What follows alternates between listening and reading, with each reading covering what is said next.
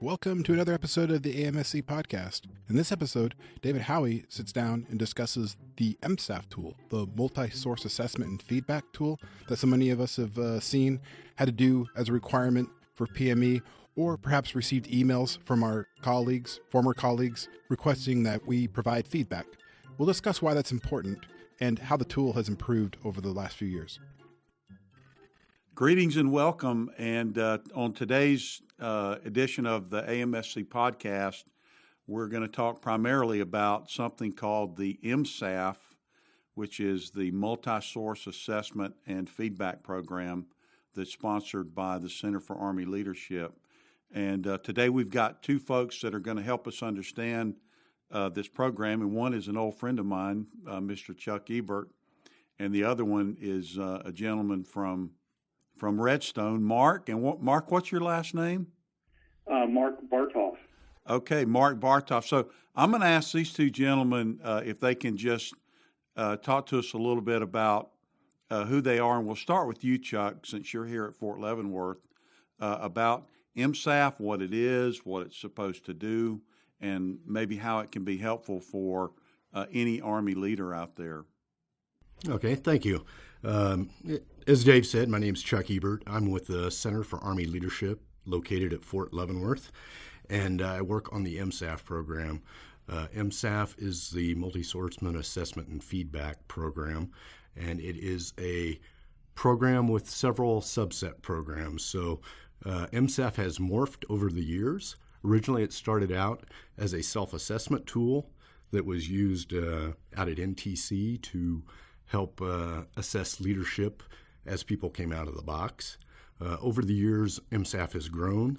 So what we originally called MSAF is now called Leader 360. And then the other programs are the Commander 360, which is for the CSL commanders to get feedback from their raiders. And then the third program is the Joint 360.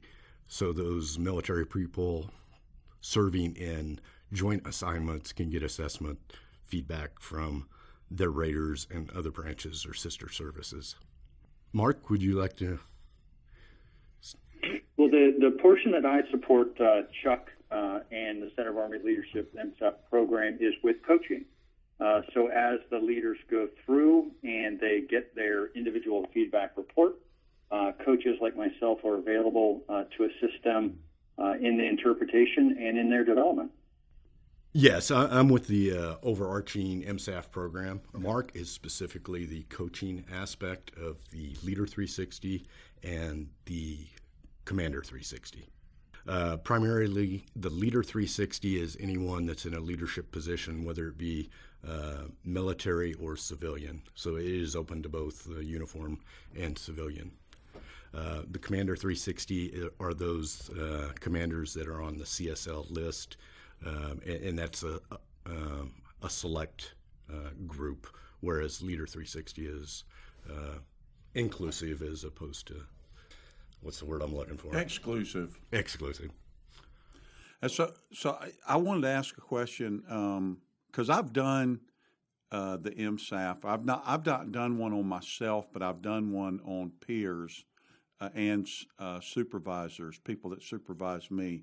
So just the mechanics of it, if you can explain this. My understanding is that I go to the Cal Center for Army Leadership website. There's a link there, and if I have an AKO user ID and password or CAT card, I log into this program, and it prompts me then to set up a system where I'm going to get feedback from people that I work with. Can you just tell a little bit more about how that part of it works? Okay. In reference to the AKO, we've kind of evolved since then. So anyone with a CAC card can access the website. It's CAC authenticated because there is personal information, or the feedback is personal. So therefore, that protects the anonymity of those providing feedback, and also only allows you to see your information as opposed to other people's information. Basically, you log in. There are a series of questions or items that you provide feedback for the person that's requesting it. Roughly 50 items, all based on FM 622 and ADRP 622. MSAF is very much doctrine-based. That way, when you get your feedback results, you can look at the things that you want to address or want to work on, and you can go straight to the doctrine. Or another option is the Leader Development Improvement Guide, which tells you each one of those competencies and behaviors that are associated with that particular item. So you can get your feedback, you can study, and you can practice. And that's the way the LDIG, Leader Development Improvement Guide, is set up. Feedback, study, practice, so you can improve in the areas you want to focus on. And I get feedback. If I did one on myself, I would get feedback on several different populations or groups of people. Is that still how it works? That was the way. I'm sorry. Go ahead. Yes, you would get feedback from several different groups, typically peers, superiors, peers, and subordinates. And we request or we advise getting a minimum of 3, 5, and 5, 3 superiors, 5 peers, and 5 subordinates, because that gives you statistically a better feedback result. More is better, the more people you hear from, but quantitatively 3, 5, and 5 is kind of the minimum to complete that. And so then that each cohort or each group that gives you that feedback, those results are aggregated within that within that cohort. So you don't know specifically who said what, but you know it was either a superior, a peer, or a subordinate. And that feedback that the person who goes through the assessment gets is both numerical and it comes also in narrative comments. Is that correct? Yeah, there are those approximately 50 items that are numerical and quantitative, and at the end of the assessment, there is free text input where the feedback provider can say your strongest strengths are these, your developmental needs are these. So sometimes those free text comments carry a lot of weight or value for the assessed leader because it allows personal feedback. And what if I'm someone who doesn't have subordinates and I still want to do the MSAF? How does the system allow that person to still go through, get the feedback? If you do not have subordinates, you can basically just leave that blank, and when you get that feedback, you will only receive feedback from your superiors and your peers, and everything else will be zeroed out. And then if I have, I have an immediate supervisor, my boss. So who else might I put, if I was going to get that feedback, who else would I put in that category? Sometimes on the civilian side, and with certain ranks, it's difficult to find the 3, 5, and 5. What we advise is that you try and tie it to your rating chain or your chain of command as much as possible.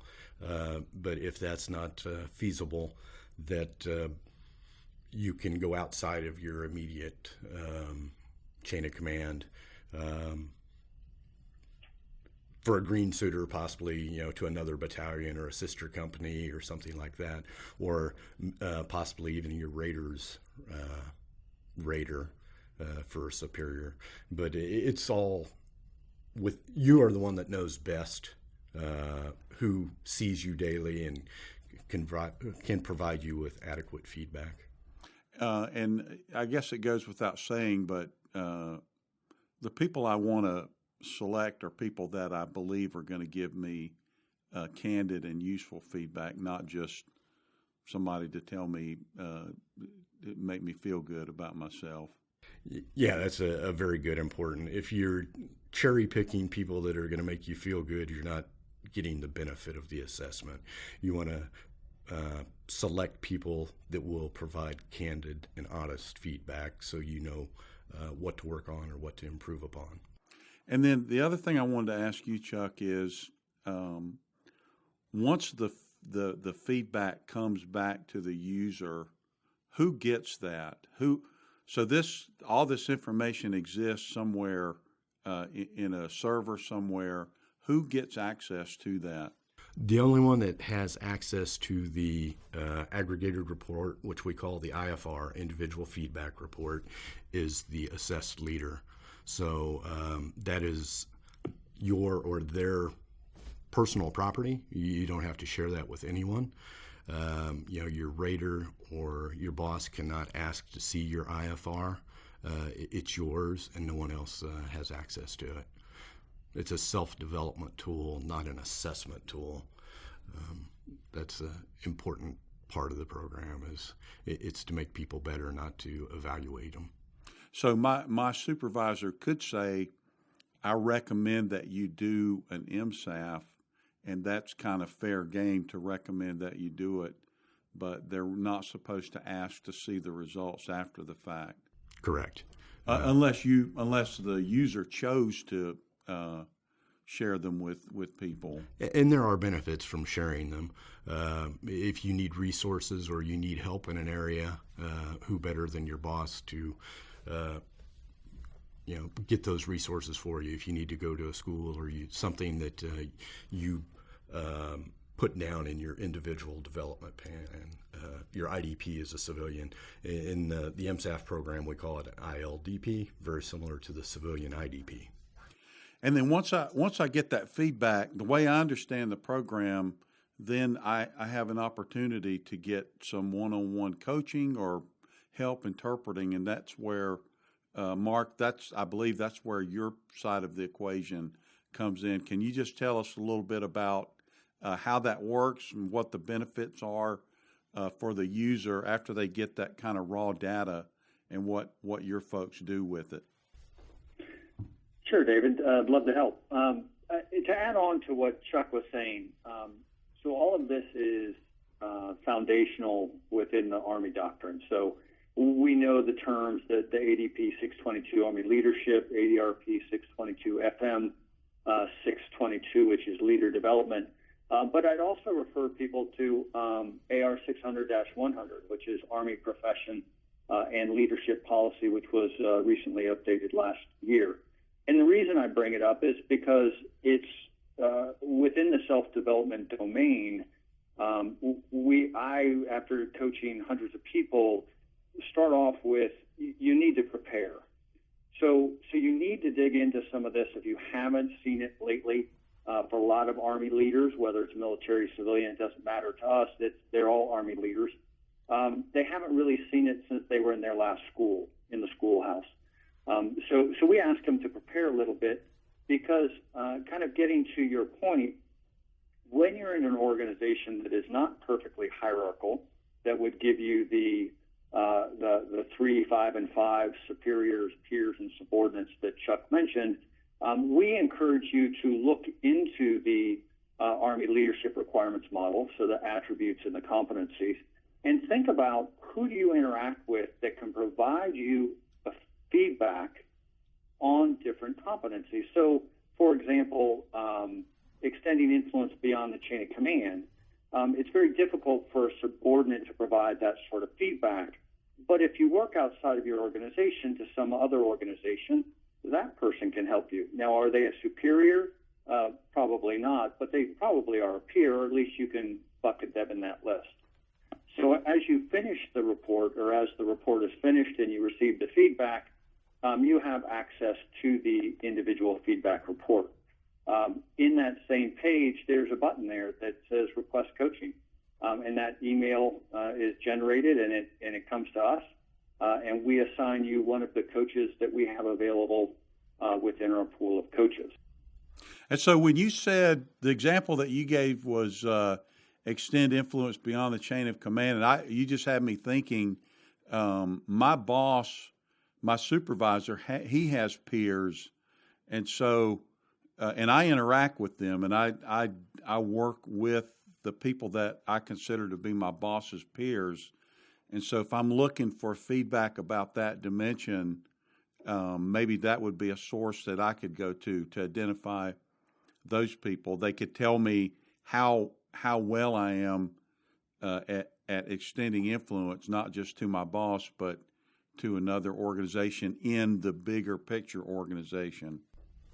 Absolutely right. And really what we encourage people is to think about going into these resources. And Chuck mentioned them. There is a virtual information center as a part of the MSAF website that has all these resources. And later I can go through the full list a little bit slower that we as coaches refer people to and we use as we're coaching. But to have the system send an email, and you mentioned earlier that you had provided feedback to somebody, how many times have people gotten the email and they don't respond? So we really encourage people, this is important to your development. It's going to take some effort on your part to touch base with these people, to contact them, whether it's through email or personal or phone, and say, hey, I'm really trying to develop myself. I'm really trying to get better. Can you help me? And in the example that you gave, just cut and paste it out of ADRP 622 and sit down with them or email it to them and say, hey, this is what extending influence beyond the chain of command looks like, because the assessment's going to ask you to describe the assessed leader's effectiveness in these different elements. And I'd love to get your feedback, because you and I only see each other periodically, but that's still very important so that I can understand how I show up and how I'm perceived by you. Because the one important part is that this is an effectiveness scale. And I bring that up only because other surveys that you might do are frequency scale. So how often does the behavior present itself? This actually is an effectiveness scale, and it's an effectiveness scale that says from the person assessing you, they're telling you, hey, here's the behavior and here's how effective I think it is to me. So it's just very important to understand, because as you look at the feedback report, you may not understand it, and instead a lot of people sort of take it personally, and they say, oh, well, if I have a low grade somewhere, I'm not a good leader. Well, that's not what it's saying at all. It's simply saying that behavior in the way it's presented is not affected to the person who's giving you feedback. And that's important to know. Right, and that's their candid opinion about you, the leader that's being focused on. And that's what you're looking for in this thing, is a level of candor. Absolutely. It's awareness. So it is the Army's self-awareness tool. And so we're using the same example that I used before, extends influence beyond the chain of command. It's natural in your report, and I pointed out to the people we're coaching, that if you have a low effectiveness score in that area from your subordinates, right, I simply ask them, does that surprise you? And they go, oh, no, that doesn't surprise me at all, because I leave the office and they don't know where I'm going and they don't know what I'm doing. I said, okay, that's fair, and that's normal in our organizations. But my next question, and as a coach, it really is about the questions. I'm not there to counsel them there. I'm not there to mentor them. I'm there to coach them. And so for us, after doing this many times, the next question I ask is, how would you have to behave differently to have that group provide you a higher effectiveness scale? And they typically pause, and then they say, oh, I guess I'd have to tell them. And I said, there you go. So what's your mechanism of communicating what you're doing to your subordinates? And so I'd like to hear a little bit more about the role of the coach, or just the nuts and bolts of what happens when I get my data back, and I'm just the mechanism that happens. Am I put in contact with one of your folks, or do you contact me? And then once there is contact, what happens next? So on the web page, there is a button for request coaching. It generates a form that comes to us, and in it you simply put your name, it has your rank, and your phone number and email, and then we contact you by one of those means, email or phone, and we say, hey, we're We're here to help you to go through your individual feedback report, provide you suggestions, resources, and assist you in the development of your individual leader development plan. Once we make contact, we set up the appointment. It's typically about an hour, and we start with the feedback report. So we request it from the assessed leader, and they provide it to us, and it has basically 5 sections: the cover sheet, a summary page, a competency breakdown area of all the competencies that I mentioned from the leadership requirements model. It has a top 5, bottom 5, so numerically, quantitatively, which of the competencies were you rate as highest across the board as an average, and then the lowest. And then the last piece that you mentioned was the open-ended questions for developmental needs and strengths. And generally speaking, people look at the colors, they jump through it, they get back to the comment, and they spend a lot of time kind of hyper-analyzing what people said and then trying to guess who said it. So we start back over again and simply ask them, okay, so what caught your attention? And we go where the person wants to go. We can take them through logically from the summary to the breakdown to the top, bottom, and the open-ended. And when we do that, again, generally speaking, as we have conversations on areas where there is a difference between different groups assessing a particular competency. So again, let's use extending influence beyond the chain of command. What we find is that the person rates themselves somewhere, and superiors and peers may actually be very close to that, because those are the groups that see you do it most often. And then you have a gap where the subordinates rated you lower. And that catches your eye because there's a difference in the bar scale between those two. As we go through the report in a similar fashion, by the time we get done, and it usually takes about 40 minutes with discussion, when we get to the open-ended questions at the end, generally speaking, we've touched on all of them. And the person has a really better awareness and perspective into what it is that the person's trying to help them with. So you said something in that response that I just wanted to reinforce.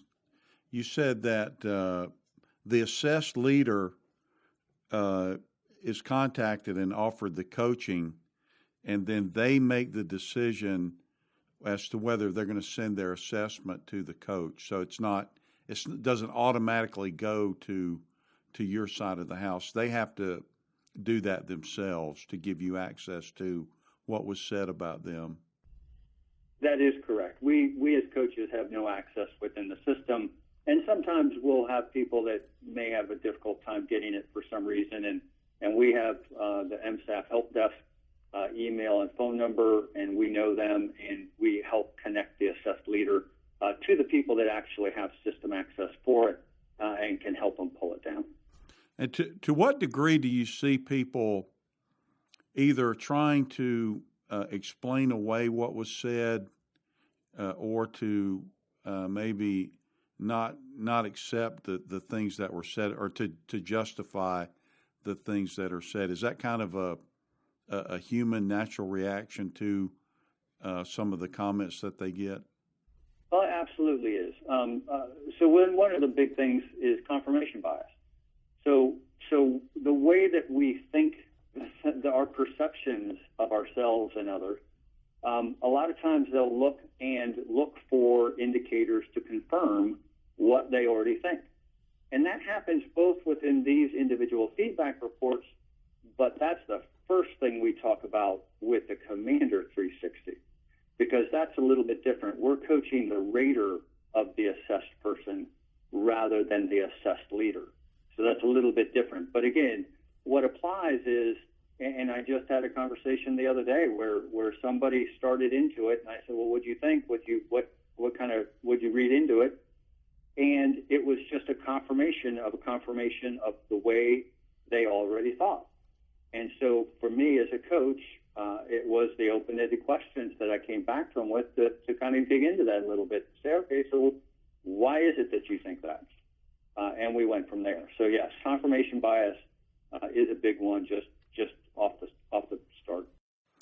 So let me just ask generally, and either one of y'all can answer this. It's number one, when did this program start? Just generally, how long has the Army been doing this? And then why? Why did the Army decide that this was necessary? Either one of you. Chuck, you're smiling over there. Do you have a response? I've been with the program about 5 years now, as a green suiter and as a civilian. So I may be off a little bit on my dates, but basically around 2003, 2004, they did a test or a proof of principle at NTC where they rolled out the MSAF.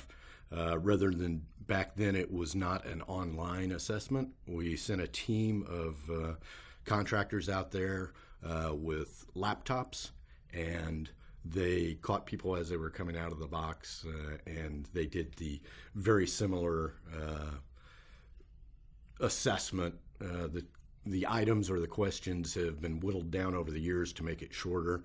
So it goes back to the early 2000s. And ideally, or originally, it was set up to be a unit assessment to where we would do battalions and brigades at one time. As the program evolved, it has kind of gone into more of an individual improvement tool. As time has gone by, it's evolved, and we've tried to shorten it to make it less intensive on the time requirement for those providing feedback. Like Mark said, you may request 15 people to provide you feedback, but you don't always get, very seldom do you get 100% of the people.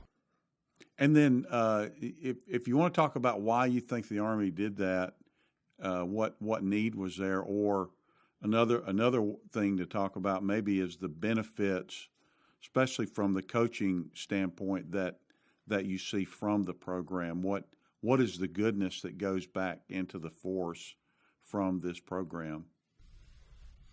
Well, I think the self-awareness is the key of the program. I think whenever you walk in a room, people are assessing you. Whether you're standing up in front of a class as an instructor, whether you're standing in front of a platoon or a company or a battalion, the people are looking you up and down and saying, what kind of leader is this? Are they overweight? Do they speak well? All these things are happening, but this tool brings it to light for the individual, so that self-awareness is improved as opposed to people having silent opinions to themselves about your leadership. And it allows you to act upon those things where you perceive that you need some development. And when this program talks about the assessed leader, this is the broad way that the Army looks at leaders, not just somebody that's a commander or supervisor, fill in the blank, but this is anyone who is a part of the Army profession, military, or somebody who's a member of the Army Civilian Corps, regardless of what kind of a position they're in, has access to, number one, they have access to the program. Number two, the program would be of benefit to them, even if they are not in a quote-unquote formal leadership position. Yes, yeah, I agree completely. Even though you may not have subordinates, it's a way to become self-aware of how you act and react around other people that may not be your subordinates, but you can still influence or persuade. Okay, what else about the MSAF program is there that we haven't talked about that folks that are listening to our podcast might need to know about? Well, I guess the key takeaways are the big pieces. Awareness, the ability to build a individual leadership development program for yourself and work on those. The tools that are available that are supported by doctrine, and the coaching, which is underutilized. We have coaching sessions available for anybody. In the civilian world, some people pay $600-800 for coaching sessions, and the Army's offering it to civilians and military for free. So great opportunity for self-improvement, self-development. And am I correct that I can do an internet search for MSAF or multi-source assessment feedback, or I can go to the Center for Army Leadership website, and in this day and age, I'm savvy enough to figure out how to get to the MSAF program fairly easily to be able to start the program if I wanted to do an assessment on myself. Yes, if you Google multi-assessment feedback program, you should be able to find the. Mark, do you happen to have the web link that we could put in here? I do. So msaf.army.mil. Thank you. All right, thank you. That makes it simple. Thanks, Mark. It does, and as soon as you go to it, it's going to ask you to select the certificate because it is CAC enabled, and then you just after you go through that, you'll be right in there. The only other thing I might mention is one of the things that we as coaches do. Chuck mentioned that individuals, so the Leader 360, we do that coaching.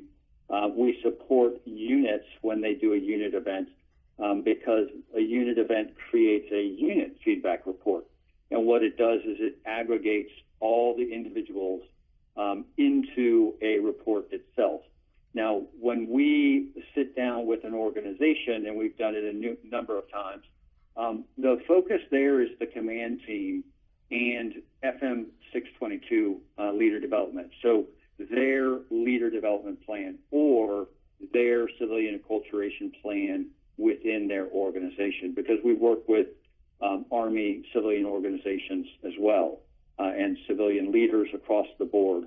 So that's the unit report.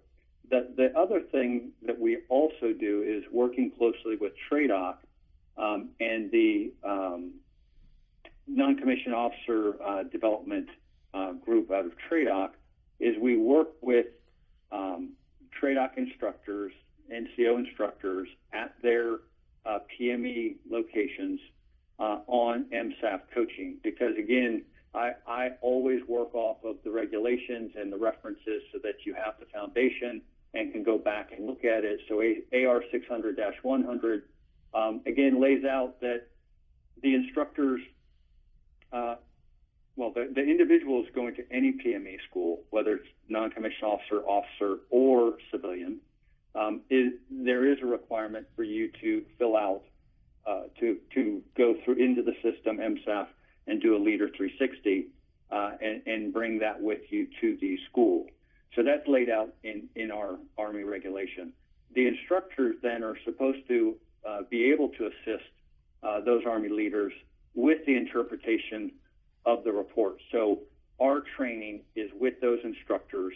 And I would reference another guide that's in the Virtual Information Center, and that's the Advanced Guide to MSAF Coaching, September 2013. A very effective tool for Army leaders and I think of superiors, but I think of the assessed leader as well. Take a look at it. It's a great resource for you as a leader to assist your subordinates and others with coaching and understanding the MSAF. Okay, well, thank you, gentlemen. I really do appreciate your time today, and thanks for helping us understand the MSAF program. And it is, from what I've seen, it's an excellent program, very useful, and just a little bit about how it applies here at AMSC. Students who raise their hand when we ask who's done this speak very highly of having done it, and it absolutely supports what we do with developing leaders from the Army Civilian Corps. So thanks for being with us on this podcast. Thank you. Thank you. On the next episode of the AMSC podcast, David Howey and I discuss the MBTI, the Myers-Briggs Type Indicator, and how it can be a useful tool in helping leaders develop self-awareness. It's really only as good as the amount of introspection that the user is willing to put into it, how much they're willing to look at what an instrument is telling them and it's whether or not it's accurate for them, how much candor they put into responding to the questions. That's next time on the AMSC podcast.